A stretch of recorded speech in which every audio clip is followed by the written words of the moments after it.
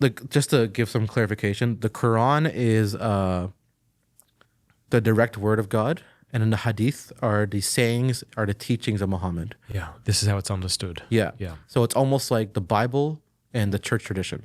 That's the best way to, like, to explain it to a Catholic. Yeah, yeah. The Quran itself, there is issues in it, but I would say if there are Muslims that only believe in the Quran, they're a huge minority, and they're relatively peaceful, because the Quran is just, a lot of it's just stories of prophets. Where when it comes to the Hadith or the sayings or the collections of Muhammad's life, it's not pretty. It's pretty bad. So after your friend challenged you, that was one of the first things you went to study? Well, yeah, I read it on a Monday.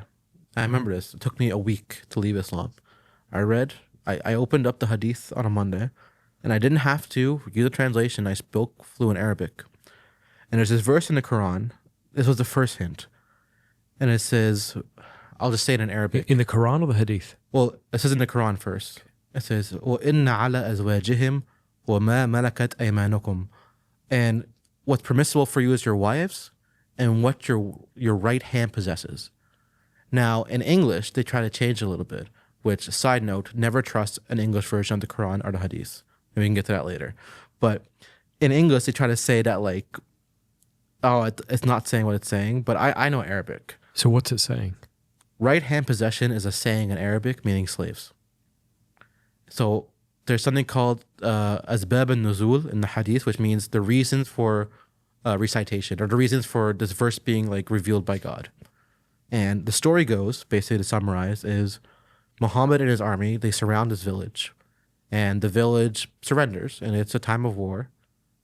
And they asked him, like, what do we do about the wives and the women in the village who, you know, like, their husbands are dead from the war.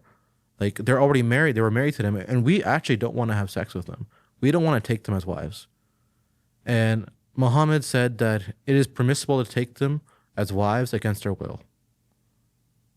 And as soon as I read that, I knew what I was going to say because I know the saying. But as soon as I read the clarification of the verse, I was like, so you're assaulting women. And you're, for, like, I can't say the word for censorship, but you know what they're doing. Like, taking someone against their will, that's terrible. That's the most disgusting thing I've heard in my life. When you said you looked at the interpretation of it, what does that mean? Or when you... So there's a few commentators that they're called tafsir, which just means commentators. And the most famous one is Ibn Kathir. And he is by far the most popular, like, in the entire Muslim world. And, like, Saudi Arabia, like, the people there, they love him. And he is probably the most accurate too. He's like St. Ignatius of Antioch, close to disciples type of thing. And he explains this is what was happening. And he knows because he's getting from accounts of people who were in the battle and saying this is what Muhammad said to do in the battle. And my first instinct was almost to throw up. Like, because I couldn't do that. I could never do that to someone. And then other things would come up. The very popular one is one of his wives, Aisha, was 9 years old when they consummated their marriage.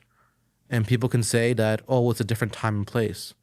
There's an issue with that. Number one, he's called Rahmatan al-Alameen, that he's a mercy to mankind, Muhammad, for all times and places. So if he is a prophet of God, it should be suitable for all times. Number two, it's said that she was playing with dolls. And in Islam, dolls were prohibited because they look like idols at the time. And which there was an exception for her because of her age. Mm. It says this in the Hadith.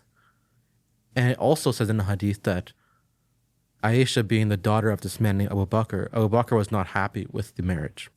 This is Aisha's father? Yeah. Okay. He was not happy with it. Another one was one of his companions, like one of Muhammad's companions, wanted to marry his daughter Fatima, who was 12, and he said she's too young to be married. And I don't have the historical records with me, but at the time, the Byzantine Empire forbade any marriages for anyone under the age of 14. So at the time, we have records that this was not acceptable even in the time period of 6th century. Like Arabia, our Byzantine area, like it wasn't acceptable. Do Muslims dispute what you're saying right now They about will. Aisha being 9 and why are you right? No. They won't dispute that. They won't. Most Muslims will say she was 9. Some will just straight up lie and say no, she was 18. But the Muslims who are legitimate will just say they're lying. But it's very clear. Like in the most authentic hadith, it says he consummated the marriage at 9. Wow. And the argument is not maybe she wasn't 9. The argument is they matured quicker at that time to our time. To quick her? They matured quicker, they matured physically. quicker. Yeah, they matured quicker. So like, Yeah. they were physically she had to have reached puberty, I see. which basically falls apart completely. Because there's a verse in the Quran that says that you can have marriage, or you can have intercourse with someone who hasn't reached puberty. It says that in the Quran? Well, it says that if you, it's very hinted at.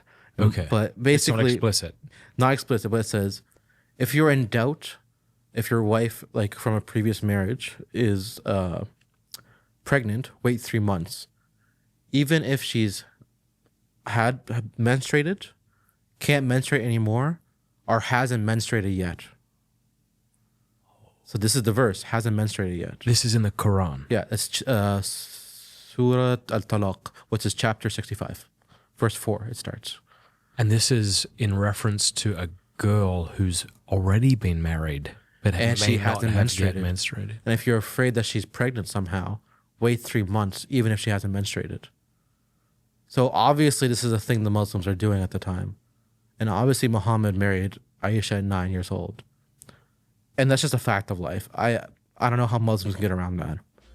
Would you do me a favor and click the subscribe button? I don't know if you know this, but it's 100% free and it's one of the best ways to support the work that we're doing here at Pints with Aquinas. Help spread these excellent interviews all over YouTube. And I think you'd agree, there's a lot of junk on YouTube. We need more good conversations like this.